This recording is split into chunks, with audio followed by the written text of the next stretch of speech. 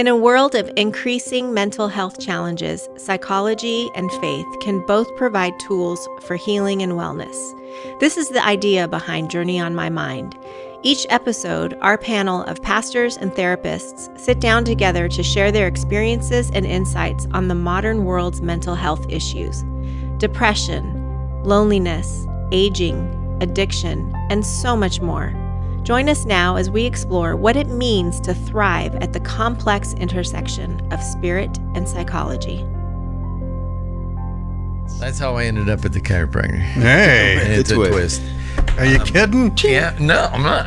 Kevin will be here all week. Tip your waitress. Yes. Well, welcome to Journey on My Mind, Dave. Welcome to you. And to you, Sam. Oh, thanks. And to you. And to you. And to you. Yes. Peace be with you. And to you. We're discussing the fine art of getting our backs fixed. Some people were. And I'm the only one right now that is going to a chiropractor. Yes. So, are you going, Edwin, or are you out on the chiropractor? No, I go. You go? Okay, so two of us. But Half the room. Sam's had a bad experience with a chiropractor, and Dave's never tried one. Yeah. Sam's pretty much put together with spit and baling wire at this point. Tape. There's a lot of duct tape. A lot of duct tape. and Band-Aid. Literally, if I show you the x-ray of my spine after I had my fusion, it looks like somebody laid me down on a table at Home Depot and just drill like there's rods. It's the craziest. Oh, no. I'll bring it sometime to Please show you don't. guys. Please. Would that gross I you could out? die happy without that ever being in my life. The beauty of that, though, Sam, is you ever get lost in the woods and you die, and they can't identify the metal. This that was won't Sam disappear. Barnhart. Yeah, This the is titanium Sam. will This stick was- around. Yeah, they'll know. So Like you've got that to look forward to. Yeah, which I'm pretty stoked. And maybe if you get eaten by an animal, they won't because you're crunchy. As long as they bite into the right place. Yeah, right. Yeah. You got to start low. You got to think of the bright spots for that. Kevin always looking at the bright side. I'll try just trying. Yes. The eternal optimist, Kevin Dixon. Yeah.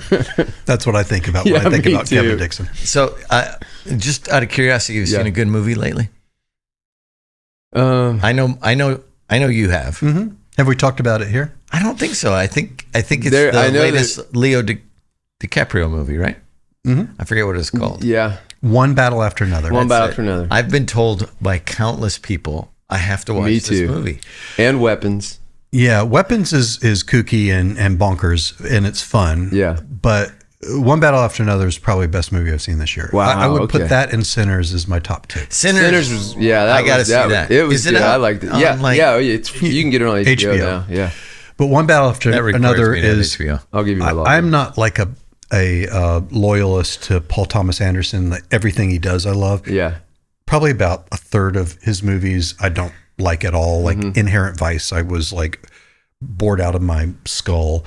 But there's a lot of his movies that I think are fantastic. Like There Will Be Blood. And now you're thinking of Wes Anderson. Oh, yeah. Sorry. Yeah. Let's edit that, please.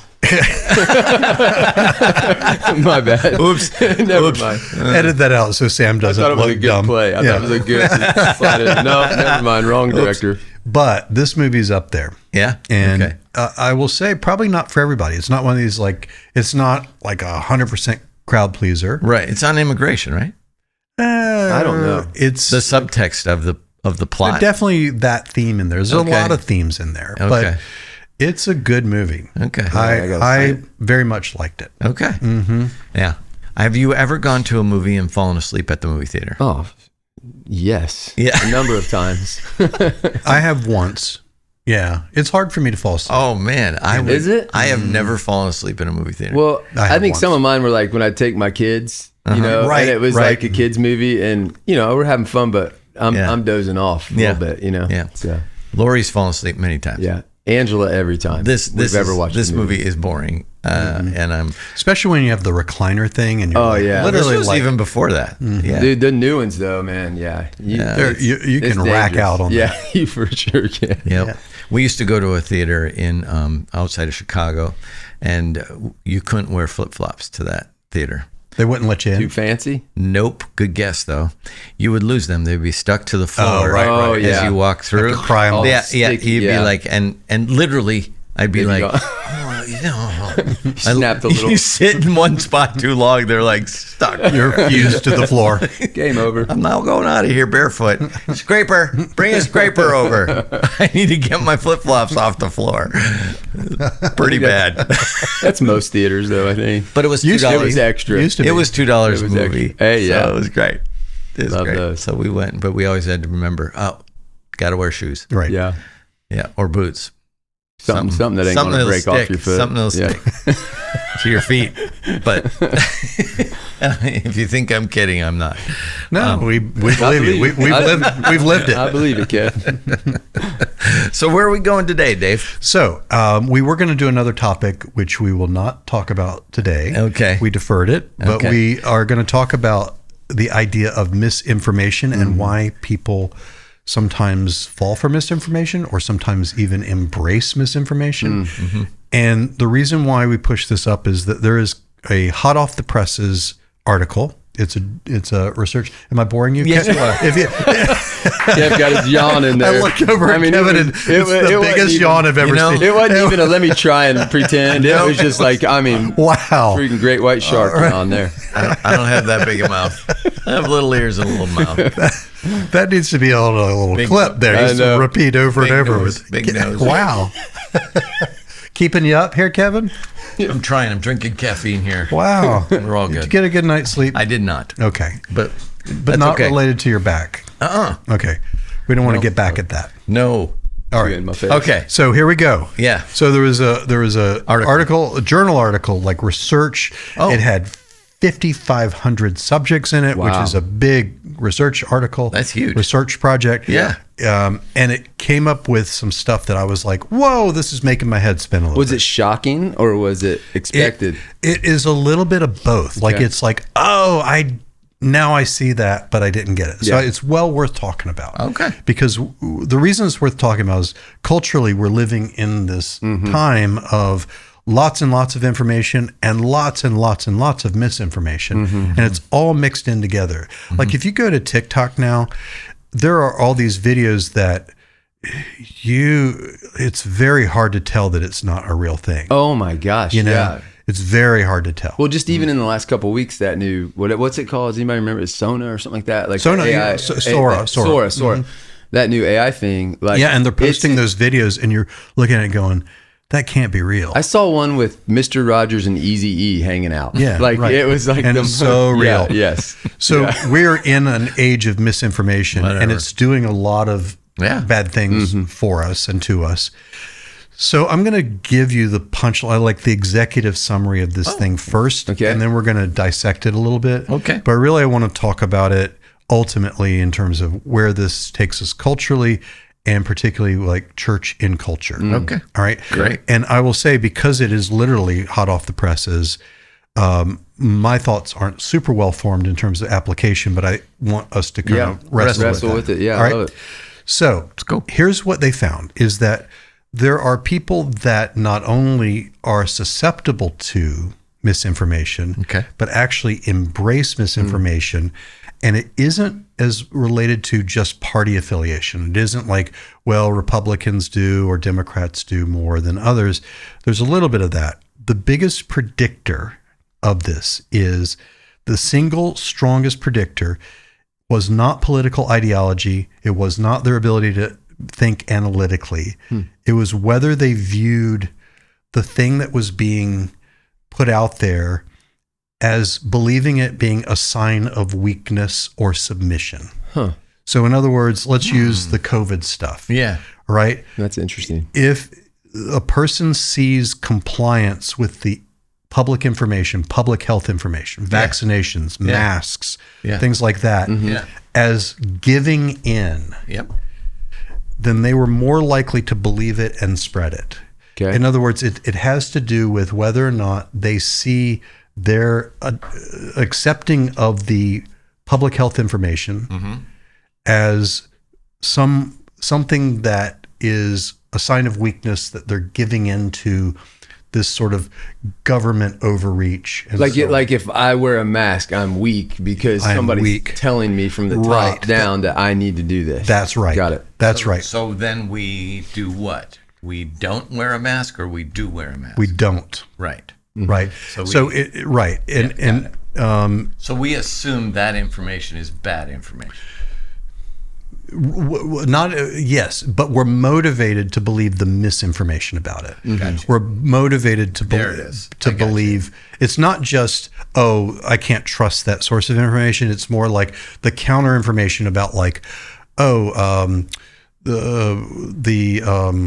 what was the cell phone thing that was called, there was this whole thing about why am I blanking on I'm trying to remember. One about cancer. It was like the 5G thing? 5G. Yeah, the 5G. I was like, yeah. The 5G is what gave people COVID, or that the vaccination had chips in it that were being implanted, right? Yeah, by Bill Gates, or things like that. And the crazier the misinformation was, the more the person was motivated to adopt it and to own it. That's interesting. It was a power move. It's kind of a declaration of independence against perceived control. Can I ask a question? I Please. don't know if this, if it's too early, because I immediately start thinking about like conspiracy theories and how that all pops into. Okay. And it was, so what they found, they looked at this with public health information like COVID, but it was also true with other things like conspiracy theories, alien cover-ups, things like that, cryptocurrency, all kinds of anything that's out there where there's significant misinformation about. If it is perceived by the person as being, this is what they want you to think, power over, then I am going to not only not accept that, but I'm going to accept the opposite. The opposite, and the crazier, the better. Okay. Wow. And this has big implications about how we think about this stuff. Okay. Now, here's a little, it sounds like a twist, but it makes sense. It's also very, very highly associated with what we call authoritarian attitudes. So you would think that someone who is more of an authoritarian follower wouldn't, that they would want someone to be the strong man that is controlling things. And they do, but they make a distinction between the they of the government and the powers that be and this sort of strong man that's going to save me and that, right? So it's highly associated with those kind of authoritarian attitudes. Okay. That seems backwards to me. Right. Well, that's why it says the twist, right? A little bit, yeah. Okay. In other words, a person they're authoritarian leaders who shall remain nameless, and there are authoritarian followers. And authoritarian followers want an authoritarian leader to be their kind of strongman savior, person that's going to, get rid of the bad people and clean up culture and set everything right. Right. The authoritarian followers are more likely to spread misinformation because it is a stick it to the man over here who's not the authoritarian strongman. Okay. It's the other powers that be. Gotcha. Does this make sense? Yeah. As Mike says, are you with me? Are you with me? No, I really need to know. Are you with me? Are you with me? Yeah. So, right. So that's the idea. There's some other parts of this, but react to this just to make sure we got it right, and then. Yeah, I mean, with those kind of like the authoritarian kind of personality that falls under the authoritarian leadership, is that where we see like it's almost like, I don't know. Somebody else. Sorry, my brain's kind of tied up on it. It rises in faith communities because authoritarian leaders are rampant in faith communities. Right. Yeah. Right. This is where we're starting to get. Right. It rises in cults. That's where cults come from. So there's a powerful personality leader that says, "Hey, I got this. I'll take care of it." And people are attracted to that. They're attracted to the. But there's also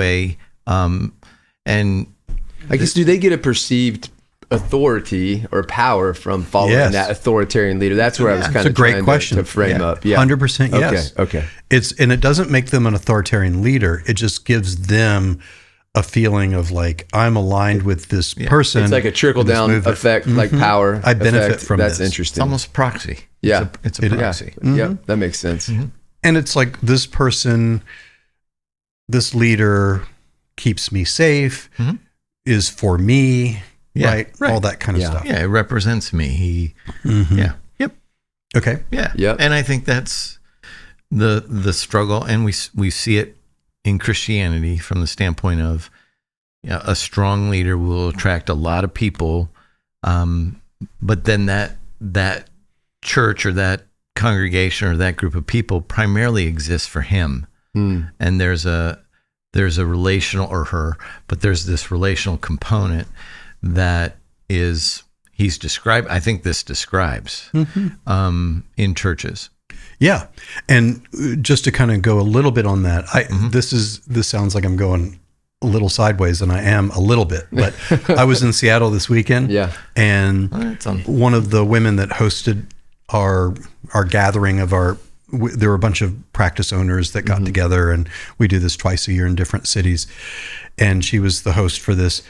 As she's driving us around, she tells us that she was raised in a cult. Wow! And it was a woman that was her grandmother. Wow! And they got out of it, but her grandmother had this cult that had hundreds of people, and she convinced all these women to divorce their husbands, but also had this sort of doctrine that women can't be in authority or leadership, even though she was running the cult. Yeah. Right. And so my point being, within authoritarian structures, it's whatever the authoritarian leader says. It can be wildly contradictory. Yeah. It can be wildly disparate, right? And so it's just whatever. And so that's why some of the stuff culturally that we're experiencing is head spinning. It's like, this doesn't fit with this. This doesn't fit with this. It's because it's whatever that person says it is. That person and even if it's logically contradictory, it doesn't matter. Right. It's almost like their authority supersedes logic even. That's what it is. Yeah. Right. Wow. So here's part implication that we're going Mark to. Mark Driscoll. Right. Yeah. Right. Among others. I mean, and you're right. Like, evangelical subculture has been built over years on authoritarian structures. Yeah. Yeah. And so you have we always would joke about it being the young, fit, charismatic teaching pastor, right? Yeah. Who's like, prancing around and doing his thing and very funny and all in a very dynamic. Yeah. And it's like, and that the cult of personality forms around that personality. Yeah. So, and again, we've said this before, we're not criticizing the root of the faith, we're criticizing sort of some of that expression of it. Yeah. But here's where this starts getting, to me, really important, is if you go on social media, you have all these silos of, here's this body of information and misinformation, and here's this other competing one. And if you're in this one, a lot of what they're doing here is they're debunking the other silo. Right? Like, here's why that's stupid. Here's why that's illogical. Here are the facts. What this says, the implication is, the more you do that, the more they dig in. It drives it deeper. It deeper. That's right. For sure. So it actually, the more you try to debunk it, the more the other person, and again, we're working on any side of the political spectrum. Yeah, it doesn't matter. Yeah. Right. The other person sees that fact checking is, again, more of a sign of weakness and submission, and that's their mission is not to be weak or submissive. Yeah. So they're going to, it's going to harden their position rather than soften their position. Yeah. It does. Yeah. And you see that over and over again in, like, even the story of Pharaoh. I'm going to show you the strength of my God against your gods. And he doubles down. His heart no, I'm right. Eventually he has to let him go because he loses all of them. But there's a hardening of the heart. Well, it's interesting that creates, even when it's logic or it's proofs, empirically or whatever, that the opposite side would dig in more deeply. It seems like logic would say, like, that's an opportunity for us to find places where we would actually align, right? And we could have conversation on this, but instead it just creates this bigger gap, right? Is what it sounds like. And I remember back in the 90s, this was when How old are you, Dave? I'm 87 years old. Okay. Back in the 90s when the first book I ever wrote was with a guy who was a pastor of a very fast, in fact, Christianity Today, so it was one of the top 5 fastest growing churches in the country, one of those kind of things, which, by the way, we're all over that. But I co-wrote this book with him, and it was really within the church at the time, it was like postmodernism poses a threat to the church because it is the death of truth. Yeah. Right? It's challenging that there's no capital T truth, and that's really what we have to brace against. Well, what you see now carry that forward is the church is just as willing to jettison truth in favor of this sort of tribal allegiance. Absolutely. Right. And they're being, to use the term, discipled more by the social media and the news outlets and things than they are about what's actually true. Yeah. And I'm not saying they and not, totally. We're all sort of in this culture where we're wrestling with this. Yeah. Yeah. But it was very interesting that if we look culturally, that particular segments of the church that were 35 years ago railing against this idea of like, we have to be committed to what is true over what our feelings are, what our emotions are just as party of that to that as any. For sure. Wow. Right. Yeah. It's if there's one thing I've learned, and Kevin's only learned one thing, is that Diet Coke does not have enough caffeine in it to solve my problem today. By the way, we're keeping Kevin up, so we're going to wrap up in a minute. Because if we wouldn't do this at midnight, guys, if we could do this at a different time of day, I'd appreciate it. The more I look at it, and the more you read church history, the more you look at just the how much the church follows culture. It just trails a little bit. It doesn't. It's not the counterculture thing that people think it is. And even when I was growing up, there was this, the cardinal sin. What do we do with people who have been divorced in the church? What do we do with them? Are they allowed to remarry? So this was like bigger deal. Are they in good standing with the church? Yeah. Right. Yeah. Are they allowed to hold and why did they get divorced? Of leadership, all the things, right? And so it was the issue of the day. Yeah. Well, it's not an issue anymore. Among most. Yeah. Well, yeah. Right. It's moved into the mainstream. We've followed culture. We've followed culture down this path of, well, we value marriage, but we also value something else. Yeah. So, but there's always a social issue that the church rails against. Always. Going back all the way to the beginning. And so you find yourself going, capital T truth.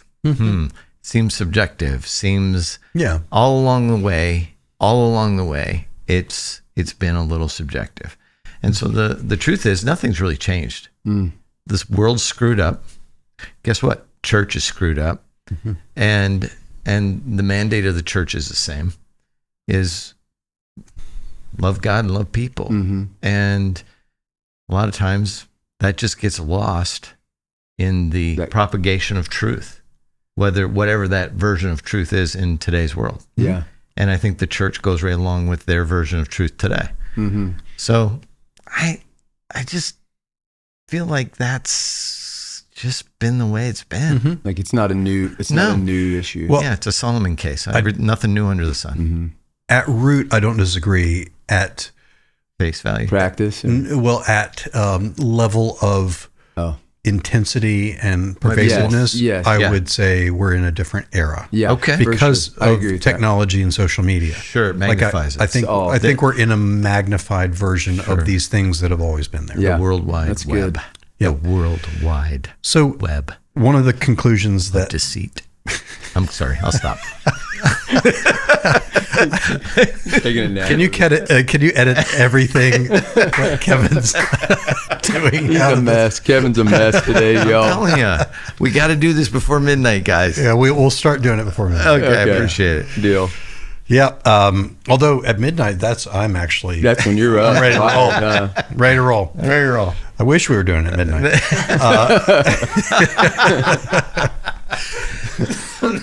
So one of the big conclusions, and then I want to talk about like what predicts us in terms of who believes this and why. But one of their conclusions is that fear, outrage, identity, and belonging drive misinformation more than evidence or logic. For sure. So we kind of know that, but this is what they're finding is there is an important part of this finding, which is that people are not only susceptible to it, but they're motivated to do this. That's what I'm saying is the critical. It's like piece. an active. It's an active thing, right? It's not just like, oh, they're ignorant about it, or they don't have the right information, or we need to give them, or we need to convince them. None of that will work. Yeah, none of it. And so that's where we've been in error. Is we've been like, oh, let's give people facts. Let's give people good information. Let's give people. No, it won't work. Yeah. This is saying the more you do that, the more they kind of entrench. Yeah, the more entrenched it becomes. Yeah. So here are some of the things that predict it. Okay. People that prioritize autonomy of themselves and their own desire for strength are more vulnerable. People that feel like they need to protect their own tribe, politically or socially. People that are higher in intuitive thinking or fuzzy thinking more than analytical thinking. And that even if they are of high intelligence, someone can be very high intelligence, but more prone to more intuitive thinking. Well, it's why you see like doctors who are stuck in a cult, right? Or like lawyers, you know what I mean? Like people that we would go, those super really smart, brilliant intelligent people. Yeah, and they're stuck in. You're right. That makes sense. People that are more authoritarian followers who want a strong leader and who want a leader that's going to give them order and safety and dominance, keyword. And then people who live in social media echo chambers. So that's the folks that are any or all of those things are much more vulnerable to misinformation, to not only believing misinformation, but embracing it and committing to it. Yeah. It's interesting because there's some of those, it feels counterintuitive that a person like that would, you know what I mean, fall into that kind of a trap. That's right. You know, and that, to be honest, is why I love psychology research, is that sometimes you get research and it confirms exactly what you're thinking. Yeah. And sometimes it goes, no, this is actually against blows your mind, your intuition here. Wow. How does, and maybe I'm ahead of the game, how do you move people out of that? How do you actually, because have a conversation or just say, hey, you know, can we, is it relational? Because it sounds like belonging is a big part of that. Yep. Because I've changed positions on lots of things over the years. And largely due to I now know what I didn't know. Like there's a degree of, oh, I didn't know that. I didn't know that. I didn't know that, whatever. Yeah. And so then I move, I change. I'm just curious, is that just not the normal way people change? It's how some people change. Okay. It's not how everybody It's not changes. a one size fits all, huh? And my guess is that we are in such a tribal culture right now. It's feels that us and them. It's my group versus your group, and it's always versus. It's not my group and your group. Right. It's my group versus your group. Right. But the more of that drives this stuff harder. Okay. Right? If you don't have this high need to sort of be part of this tribe that's against the other people, then you're less motivated and less emotionally driven to do it. You'd be more open to going like, let me just accept information. Let me just take in new facts. That kind of thing. Okay. Yeah. Let me put this in sports figures, like a sports. Just take me 1 second. I'm with you. I am convinced that Philadelphia fans are the most entrenched, hostile. Doesn't matter if they're rooting for the Eagles, Flyers, the Phillies. like you show up with, and I've done this by mistake, show up with my jersey on for my team. Mm-hmm. And there's going to be it's not battle. pretty. Yeah. It's I mean, you get harassed the whole time. So there's a tribal and it's ugly. Yeah. It's not a pretty, like if you do that in Minnesota, which I happen to be from, people don't care. There's not a hostility that goes with that. If they wore the other, unless it's Green Bay. Okay. then everybody tribes around that. Yeah. Right. But well, that's not I mean, that's a very important example. Because the early research on not just this kind of thing, but on what we've talked about here before, collective narcissism, all started with what was called football hooliganism. Wow. Which is in Europe. I'm loving this. There you go. It was studying people that were so entrenched and dug in and loyal to their team that they would like assault. It was like gangs. It was like gang. Yeah. It was like gang warfare. Yeah. Like they would assault people in the stands. They would set fires. They would beat people up in parking lots. They would do, and this is not an uncommon thing. Right. This was happening a lot. So they were like, "What's going on here?" Yeah. So that's actually where the early research on these kinds of things started. Philly fans throw ice chunks at you. It's brutal. It is, and they threw batteries at Santa one year. It's documented. Knocked out Santa. Yeah, I lived in Philadelphia for a year. I will tell you, my very first experience, day one driving to work, I'm in my lane, a car swerves into my lane, knocks out the quarter panel lights, and just keeps going. Oh, your car? Day one. Yes. Well, welcome to Philly. Welcome to Philly, city of brotherly shove. Yeah, don't ever get it fixed while you live there, because the other side's going to get hit too. So yep. The next day. No, it is a crazy place. And I had a job offer to stay there, and you I noticed you didn't. Might find me not being there now. It was a really good offer. It was. They're like, please, we're desperate. Stay. Yeah, that's Philly. Yeah. Anyway, so I think that's where we need to land, is answering questions like, all right, what do we do? Yeah. And my thought first is we need to take a humble position for ourselves. Is like, we're all kind of vulnerable. Sure. Right? We're all vulnerable to, this reinforces my bias. This supports my tribe or whatever. We're all, I think none of us are free of that. Would you? I agree. Yeah. But I think if we look at the deeper piece of this and say, this isn't really about information being factual or not at this point. It's really truth. Right. It's really about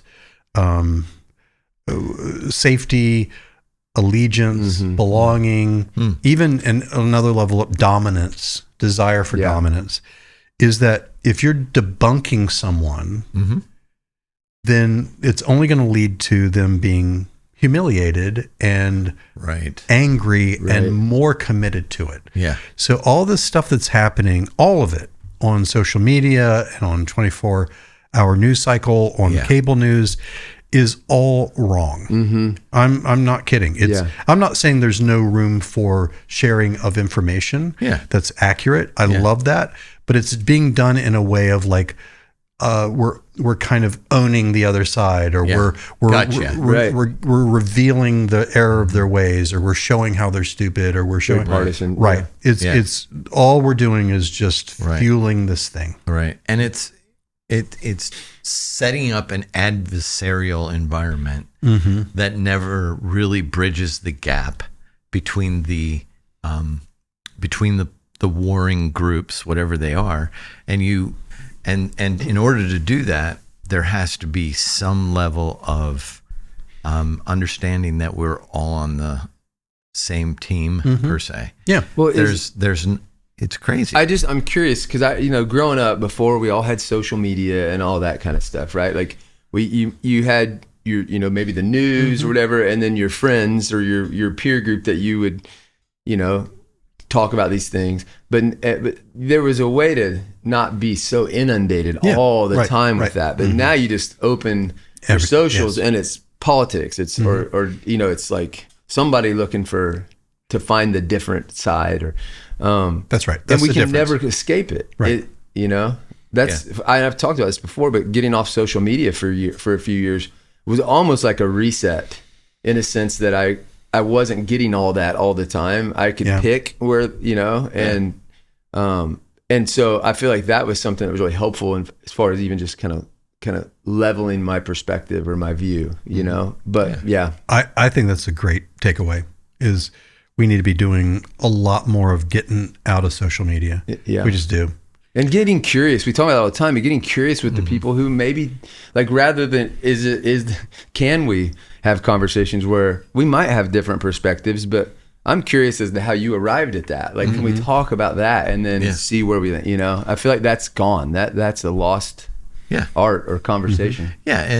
And theology has a way, and just to swing it around to the spiritual aspect of it, of dividing people. And what I mean by that is there's I don't know how many denominations in the United States alone, and they divide over minutia. They divide over, and there's thousands. Yeah, thousands of denominations. We had like 140 represented in our community a few years ago when we did a survey on that, something like that, some insane number. It is. It's just, and we divide over, and we're supposed to be the unified. We're supposed to be the unified group. Yes, and we're not.